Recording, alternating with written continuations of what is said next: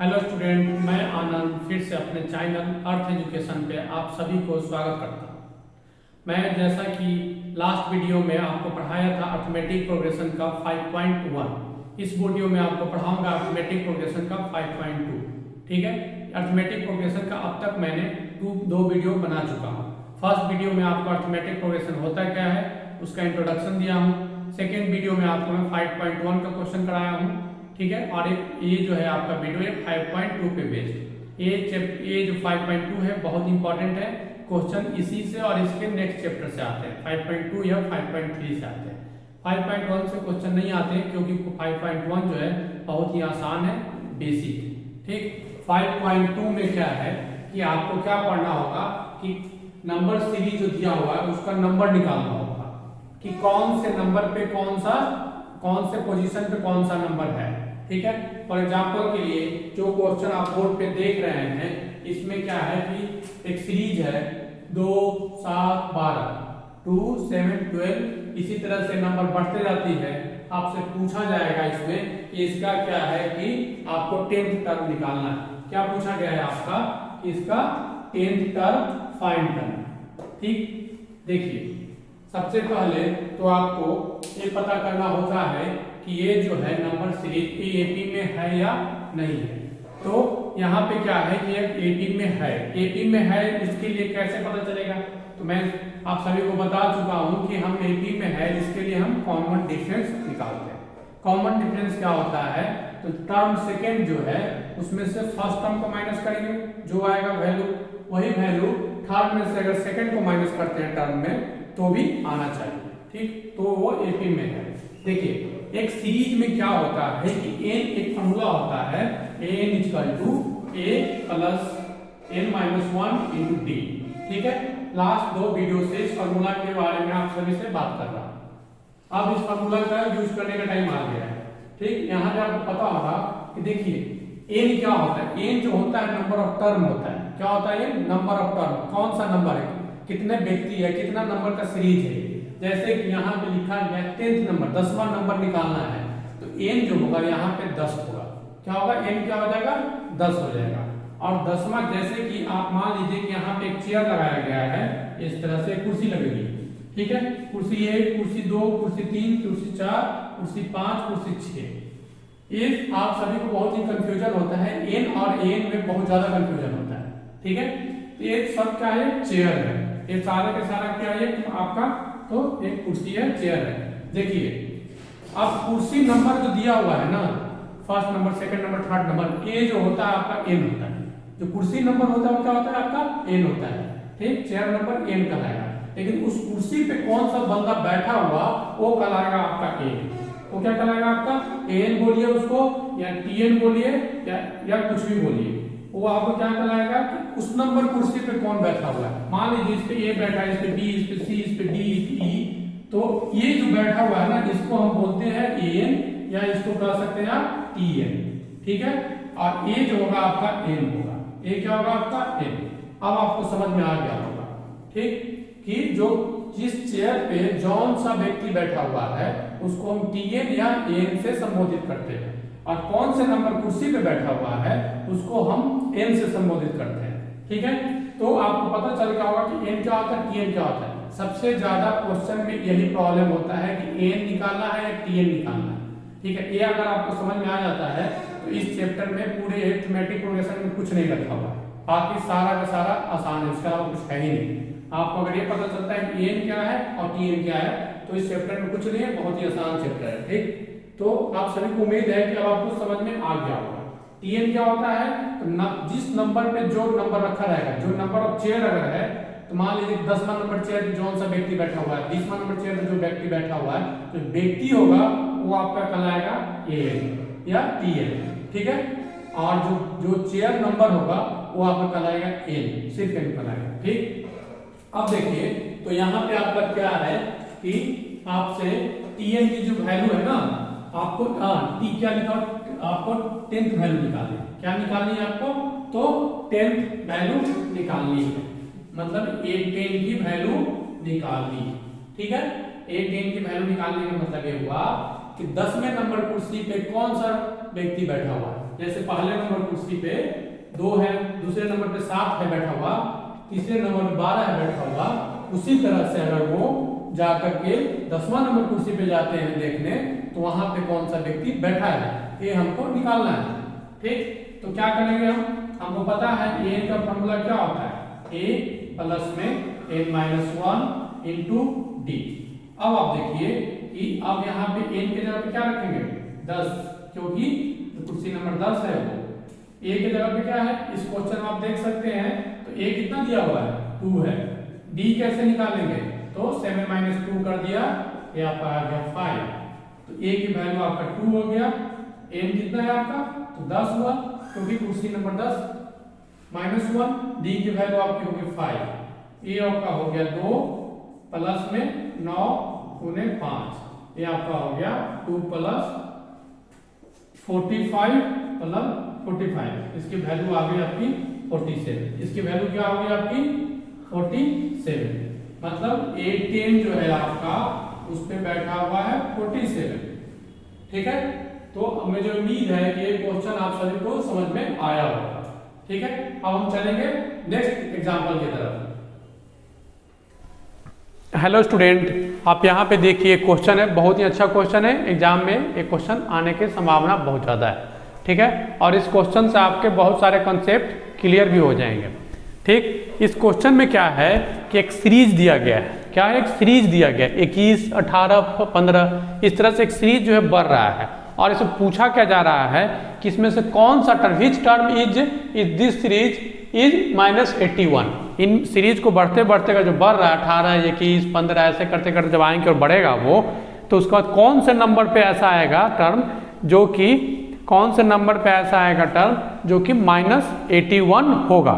ठीक है, मतलब कि पहले नंबर पे कौन सा है 21, दूसरे नंबर पे 18, तीसरे नंबर पे 15, इसी तरह से नंबर घटते जा रहा है, घटते घटते कोई कभी तो ऐसा होगा जब कि वो -81 होगा। ठीक है, -81 होगा। तो बताइए कि कौन सा नंबर पे आएगा वो, मतलब कुर्सी नंबर पूछ रहा है, क्या पूछ रहा है आपसे, चेयर नंबर पूछ रहा है। ठीक है, कि वो कौन सा चेयर होगा जिसपे -81 बैठा होगा, और आपसे ये भी पूछा जा रहा है कि क्या ऐसा भी टर्म कोई होगा जिसपे 0 बैठा होगा। ठीक है, मतलब कोई ऐसा टर्म होगा जो कि 0 हो। ठीक है, आपको इसमें पूछा गया। देखिए ये क्वेश्चन बहुत ही अच्छा क्वेश्चन है, और एक क्वेश्चन को आने की संभावना बहुत ही ज़्यादा है। ठीक, अब यहाँ पे देखिए आपको सबसे पहले क्या करना है कि a निकालना है। a क्या हो गया आपका, तो a जो है आपका 21 है। d क्या हो गया आपका, तो 18 - 21 करेंगे, ये आपका कितना आ जाएगा, ये आएगा -3। ठीक, अब आपको ये पता करना है कि ये जो 81 है -81 वो क्या है, a है, सॉरी n है या an है।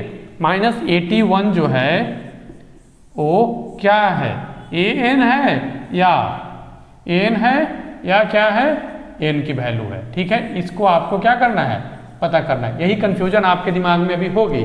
देखिए मैंने बताया हूँ जैसा कि एक चेयर, कभी भी AP का नंबर है उसको आप समझिए कि एक चेयर है, कुर्सी लगा हुआ है। ठीक है, अब उस कुर्सी में जो नंबर ऑफ कुर्सी होगी ना 1, 2, 3, 4, वो आपका n कहलाता है, और उस कुर्सी पे जो बैठने वाला होगा उसको हम an या tn से डिनोट करते हैं। तो यहाँ पे पूछा गया कि -81 कोई कौन से पोजीशन पे आएगा, मतलब कौन से कुर्सी नंबर पे आएगा वो।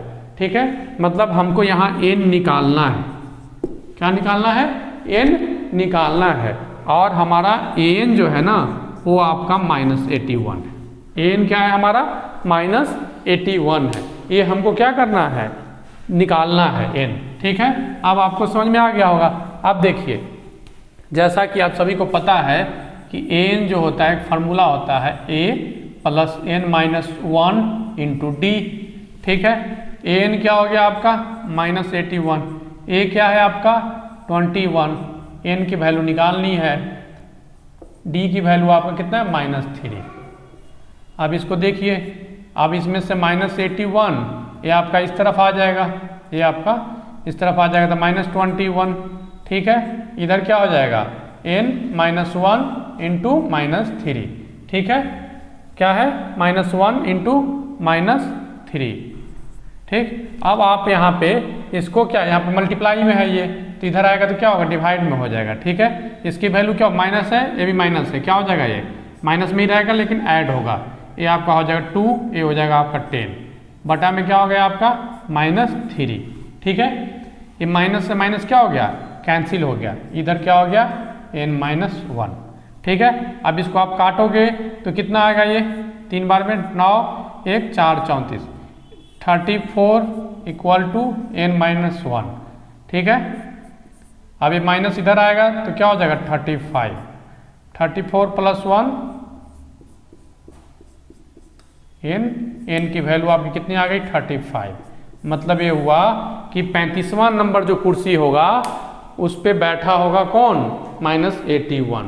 कौन बैठा होगा आपका, तो -81 बैठा होगा। ठीक है, कि 35वें नंबर कुर्सी पे कौन बैठा होगा आपको, तो -n बैठा होगा। अब इसमें एक और क्वेश्चन है, क्या कोई ऐसा टर्म होगा जो कि 0 होगा, मतलब जिसपे 0 बैठा होगा, कोई ऐसा टर्म भी है जिसपे 0 बैठा होगा, तो उसको कैसे निकालेंगे, ऐसे ही निकालेंगे। आप यहाँ पे क्या करेंगे, n = जो आपका वैल्यू है a + n-1 × d, यहाँ पे a की वैल्यू 0, a की वैल्यू 21, n की वैल्यू आपका नहीं पता है, d की वैल्यू आपका कितना है -3 है, ये 21 इधर आएगा -21, ये हो जाएगा n-1 × -3, -21 बटा में -3, ये 7 बार में कट जाएगा, माइनस से माइनस कट जाएगा। ठीक है, = n-1। अब यहाँ पे देखिए, यहाँ पे आप देखेंगे तो क्या हो जाएगा 7 = n-1, इधर आएगा तो 7 + 1 = n की वैल्यू 8 नंबर पे, 8 नंबर कुर्सी पे कौन बैठा है, 0 बैठा है। ठीक है, आप सभी से उम्मीद है कि आप सभी को ये वीडियो, एक क्वेश्चन जो आपको समझ में आ गया होगा। एक क्वेश्चन बहुत ही इंपॉर्टेंट क्वेश्चन है और ये बहुत अच्छा क्वेश्चन है, एग्जाम में आने की संभावना बहुत ही अच्छी खासी है इसकी।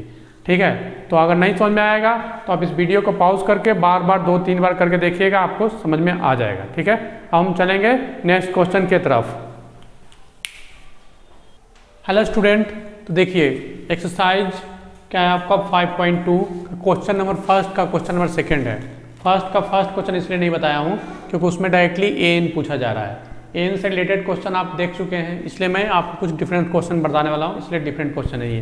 ठीक, इसमें डी की वैल्यू पूछी जा रही है, इसमें क्या पूछी जा रही है, डी की वैल्यू। तो डी कैसे निकालेंगे, हमें फार्मूला पता है, an = a + n-1 × d।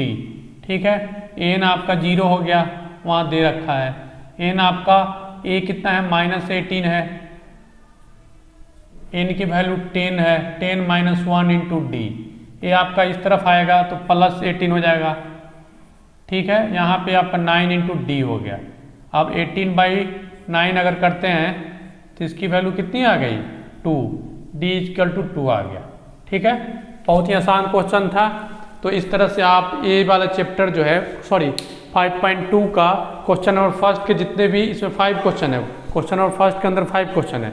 मुझे उम्मीद है कि सारा क्वेश्चन आपसे हो जाएगा, इसमें कुछ नहीं है, आसान सा क्वेश्चन है। अब हम क्वेश्चन नंबर सेकंड भी आपका हो जाएगा पूरा का पूरा। थर्ड क्वेश्चन मैं बताता हूँ, थर्ड क्वेश्चन में कुछ क्वेश्चन बहुत ही इंपॉर्टेंट है। चलते हैं थर्ड क्वेश्चन की तरफ। हेलो स्टूडेंट, देखिए क्वेश्चन नंबर थर्ड का क्वेश्चन नंबर कौन सा है, आपका फर्स्ट है। क्वेश्चन नंबर थर्ड का क्वेश्चन नंबर फर्स्ट है।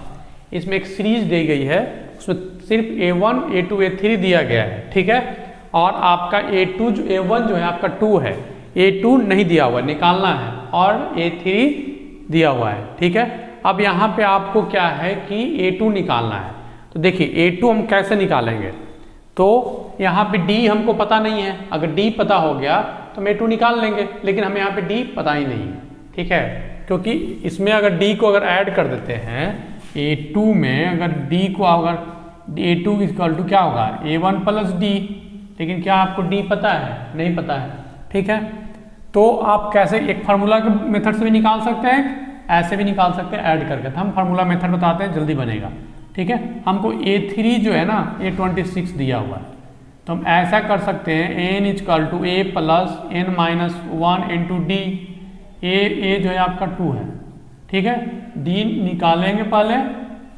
अब देखिए A3 की वैल्यू निकालने, मान लो यहाँ पे A3 तो A3 कितना है 26, ये हो गया आपका 2, n क्या है आपका टोटल 3 -1 इंटू डी। देखिए पहला दूसरा तीसरा 3 है, थर्ड निकालना है इसलिए n की वैल्यू थर्ड 3 हो गई। थर्ड नंबर पर बैठा हुआ कौन है 26, इसलिए 26। अब ये आपका इस तरफ आएगा तो ये आपका 24 हो जाएगा इक्वल टू 2d हो गया। इस तरह से आपका d की वैल्यू क्या आ गई 12 आ गई। कैसे? ऐसे d की वैल्यू कितना आ गई 12 आ गई। अब आपको पता है कि A2 जो है ना वो होगा आपका A2 के वैल्यू क्या हो जाएगा आपका, तो A1 प्लस d, A1 है 2 प्लस 2 कितना हो गया आपका, सॉरी हाँ 2 प्लस d की वैल्यू 12 है और 12 ये हो गया आपका 14, ये हो गया आपका आंसर। ठीक है, ये आपका क्वेश्चन नंबर थर्ड का क्वेश्चन नंबर फर्स्ट। ठीक है, आसान क्वेश्चन है। ठीक है, अब हम चलेंगे नेक्स्ट क्वेश्चन की तरफ। हेलो स्टूडेंट, देखिए क्वेश्चन नंबर थर्ड का एक क्वेश्चन नंबर सेकेंड है। इस क्वेश्चन को आप जो है ना थोड़ा ये अच्छा क्वेश्चन है, आपका MCQ में आ सकता है और बहुत ज़्यादा चांस है आने का। इसमें 4 को डिजिट दिया गया, 4 आपका टोटल टर्म है, first second third fourth. So first term भी गायब है, सेकेंड टर्म दिया हुआ है, थर्ड टर्म है, फोर्थ टर्म दिया हुआ है। ठीक है, आपको इसमें फर्स्ट टर्म और सेकंड थर्ड टर्म पूछा जा रहा है। ठीक है, अब आप इसको कैसे निकालें, क्योंकि यहाँ पे न ए है न डी है, ए भी नहीं है और डी भी नहीं है, तो आप इसको 2 मेथड से निकाल सकते हैं। एक बार क्योंकि 2 मेथड है निकालने का, मैं कुछ डिफरेंट मेथड से बताऊंगा। क्या देखिए, अगर हम इसके जस्ट पहले वाला क्वेश्चन को आपने अगर ढंग से देखा होगा तो उस वाले क्वेश्चन में और इस वाले क्वेश्चन में क्या डिफरेंस है, सिर्फ एक चीज़ का डिफरेंस है।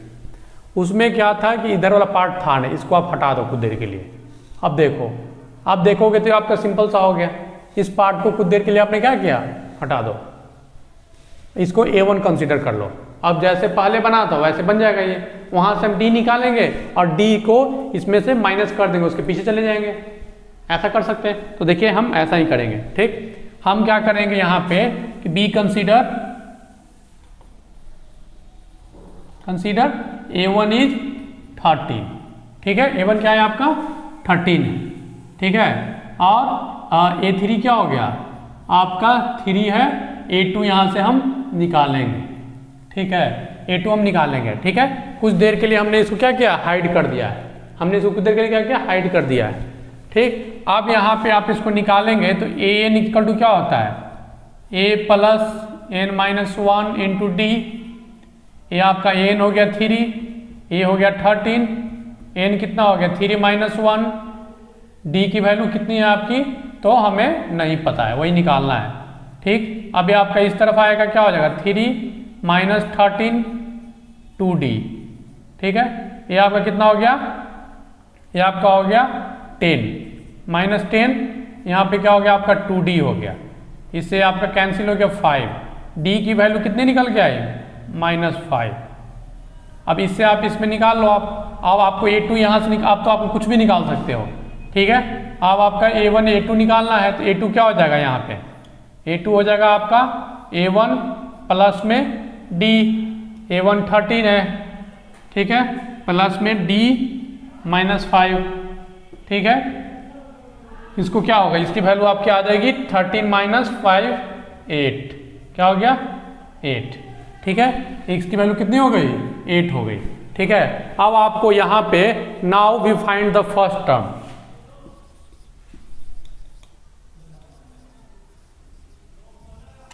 फाइंड फर्स्ट टर्म, तो क्या हो जाएगा इसमें, इसको निकालेंगे तो क्या हो जाएगा, ये इसको आप निकालो। मान लो कि इसकी वैल्यू आपने P दे दिया। ठीक है, क्या नाम रख रखा है P, फर्स्ट टर्म P। तो इसकी वैल्यू आप अगर निकालते हो तो P इक्वल टू क्या हो जाएगा, तो 13 माइनस 8, इसकी वैल्यू आपका कितना आ जाएगा आपका, तो ये आ जाएगा आपका 5। ये आपका कितना आ जाएगा, सॉरी आपकी D की वैल्यू यहाँ पे कितना है, आपका D की वैल्यू -5 है ना, माइनस ये हो जाएगा आपका 13 माइनस माइनस प्लस 5 18। इसकी वैल्यू कितनी होगी आपकी, तो आप इसकी वैल्यू आपको निकाल कर क्या आ गई 18। ठीक है, तो आपको इस तरह से आप देखें कि इस क्वेश्चन का सॉल्यूशन कितना कैसा मैंने डिफरेंट मेथड से निकाला है। ये सॉल्यूशन जनरली टीचर दूसरे मेथड से बताते हैं, मैं आपको डिफरेंट मेथड से बताया हूँ। ठीक है, अब हम चलेंगे नेक्स्ट क्वेश्चन की तरफ। तो हेलो स्टूडेंट, आप सभी ने देखा कि क्वेश्चन नंबर 3 का ये सेकंड क्वेश्चन था।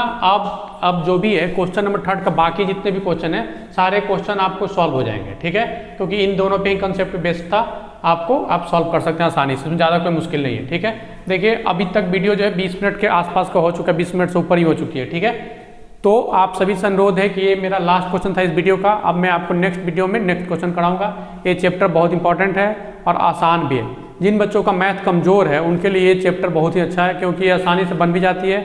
इससे क्वेश्चन भी अच्छे खासे आते हैं बोर्ड के एग्जाम में। CBSE की बोर्ड के एग्जाम जो है उसमें आपके अच्छे खासे क्वेश्चन भी आएंगे और ज़्यादा इसे हार्ड चैप्टर भी नहीं है। तो आप सभी से अनुरोध है कि इस वीडियो को शुरू से लास्ट तक देखिएगा। नहीं समझ में आएगा तो कमेंट बॉक्स में आप कमेंट करिएगा और इस वीडियो को अपने दोस्तों के बीच शेयर कीजिएगा, 10th क्लास के होंगे। ठीक है, और मेरे चैनल को सब्सक्राइब कीजिएगा। बहुत बहुत धन्यवाद।